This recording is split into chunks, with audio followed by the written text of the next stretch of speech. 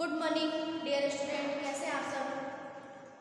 आज हम लोग माँ का एक कहानी पढ़ेंगे।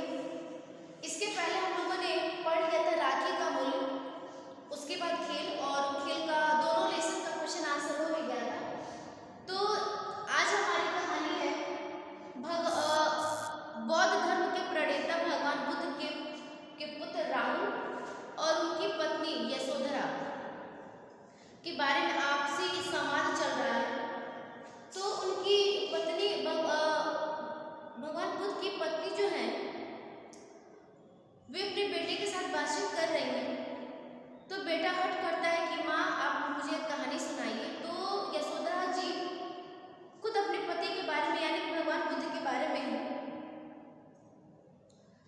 कहानी बता रही है। क्या बता रही है सुनिए। इसके लेखक हैं जिन्होंने कहा कि किसी भी प्राणी को मारने वाले की अपेक्षा बचाने वाला बड़ा होता है। और इस कविता के माध्यम से उन्होंने असहाय जीव जंतुओं पर दया करने की या दया भाव रखने की प्रेरणा दी है। आइए चल सुनते हैं माँ का एक कहानी। राहुल माँ का एक कहानी, राजा था या रानी, माँ का एक कहानी। माँ एक कहानी कही जिसमें एक राजा हो एक रानी हो, माँ एक कहानी कही। यशोधरा तू है हठी मान धन मेरे सम्मान के प्रति तू बड़ा हठी है। सुनो उपवन में बड़े सवेरे तात भ्रमण करते थे तेरे पिताजी बगीचे में बड़े सवेरे भ्रमण किया करते थे, जहाँ पे सुगंधित हवाएं चलती रहती थी। राहुल जहाँ सुरभि मनमानी, जहाँ हवाएं भी चंचल थी। हाँ माँ यही कहानी सुनाइए। अब दोबारा यशोधरा कहती है वर्ण वर्ण के फूल खिले थे, तरह तरह के रंग बिरंगे फूल खिले थे, झलमल कर हिम बिंदु झिले थे, और ओस की बूंदें यहाँ वहाँ जहाँ तहाँ बिखरी पड़ी थी। हल्के झोंके हिले मिले थे और हल्के हल्के हवा के झोंके लहराते रहते थे। लहराता था पानी, जिससे पानी भी लहराने लगते थे। राहुल लहराता था पानी भी नाचते थे। हाँ माँ यही कहानी। अब यशोधरा दोबारा कहती है गाते थे कब कलकल स्वर से सहसा एक हंस ऊपर से। अब वो कह रही है कि वहाँ पे पक्षी भी अपने सुंदर आवाजों में कलकल की आवाज करते थे। तभी अचानक से एक हंस गिरा विद्ध होकर खरसर से। अचानक से एक हंस गिरा जो जिसके सिर में बाढ़ लगे हुए थे, गर्दन पे हुई पक्षी की हानि, और वो पक्षी घायल हो चुका था। या राहुल ने कहा हुई पक्षी की हानि, क्या पक्षी घायल हो गया? करुणा भरी कहानी, यह तो कहानी बड़ी करुणा से भरी है। यशोधरा चौक उन्होंने उसे उठाया, नया जन्म सा उसने पाया। अब तेरे पिताजी चौक गए और उसको चौक कर उस पक्षी को उठा लिया, और ऐसा लगा कि मानो उस पक्षी ने नया जन्म पा लिया। इतने में आंखें टक आया लक्ष्य सिद्धि का मानी। तभी उस लक्ष्य को सिद्ध करने वाला शिकारी आया।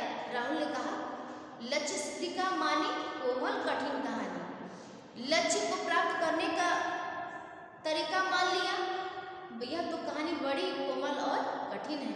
यशोधरा मांगा उसने आहत पक्षी तेरे तात किंतु थे रक्षक। उस शिकारी ने उस पक्षी को मांगा, पर उसकी रक्षा करने वाले तेरे पिताजी थे।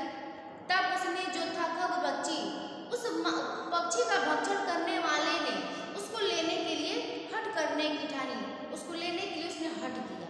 राहुल ने कहा हट करने की ठानी, उसने लेने के लिए हट कर लिया। अब बढ़ चली कहानी। अब यह कहानी लग रहा है बढ़ चली। यशोधरा ने कहा हुआ विवाद सदय निर्दय में, उभय आग्रही थी स्वविषय में। अब उन दोनों में आपस में उस विषय में यानी उस हंस के बारे में तर्क वितर्क हुआ। गई बात तब न्यायालय में, सुनी सभी ने जानी। तब यह बात दरबार में पहुंचा और सभी लोगों ने उनकी बातों को सुना। राहुल ने कहा सुनी सभी ने जानी, व्यापक हुई कहानी, सभी लोगों ने इस बात को जान लिया, यह कहानी तो बढ़ चली। यशोधरा ने कहा राहुल तू निर्णय कर, इसका न्याय पक्ष लेता है किसका? चल राहुल अब तू निर्णय ले कि तू किसके लिए न्याय कर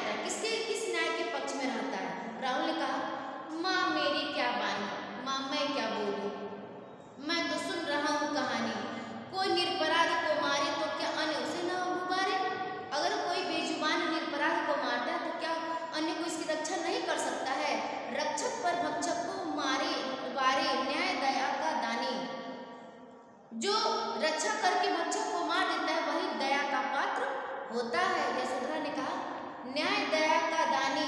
हाँ, न्याय करने वाला दया करने वाला ही न्याय का पात्र होता है। तूने सुनी कहानी, तुमने बहुत अच्छे से इस कहानी को सुन लिया है और मुझे नहीं लगता है कि ये कहानी अगर आप लोग पढ़ते हैं तो समझ में ना आए, क्योंकि बहुत सरल शब्दों में इस एक कहानी कविता को मैथिली शरण गुप्त जी ने लिखा है। आपकी ही जनमानस की भाषा में लिखा है, आप लोगों की ही भाषा में लिखा है। 2-4 अगर इसमें कठिन शब्द हैं तो आप लोग उसे वर्ड मीनिंग के द्वारा समझ सकते हैं, और अगर आप लोग को नहीं समझ में आता है तो भी आप लोग मुझे कमेंट में बता सकते हैं। आज के लिए इतना ही। और जहाँ तक लगता है कि क्लास 7th की बुक समाप्त हो गई, आप लोग का हिंदी फर्स्ट का जो भी पोर्शन था वो समाप्त हो गया। अब हम इसके बाद मिलेंगे हिंदी सेकेंड यानी कि व्याकरण में नेक्स्ट वीडियो। तब तक के लिए हैव ए गुड डे।